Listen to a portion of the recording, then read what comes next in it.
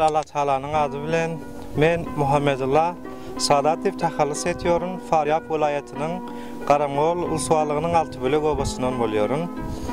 Biz bärde 7 günden bäri şu Akkine benderinin yolunu bekläp otyarys.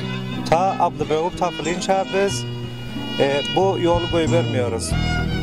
Näçe Abdurrahman yani bir Nebi Aganyň awlady däl, bu biziň hemmelerimiz üçin. Bu bir gün Abdurrahman balkyty dige ýene bir gün ýene berini alyp gider.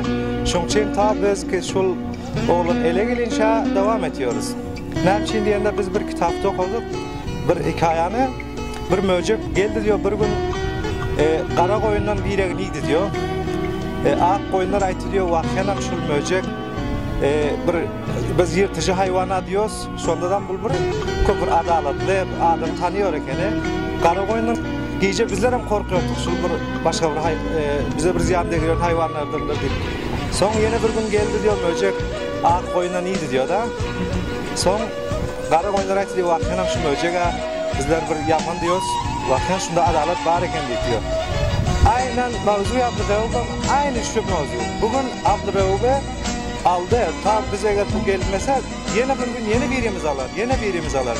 Biz şu sebäpden bu ýoly goýup bermiyoruz. Biziň hedefimiz bir hedef. Ta Abdurrahman familine barynça bu ýoly biz bekliyoruz.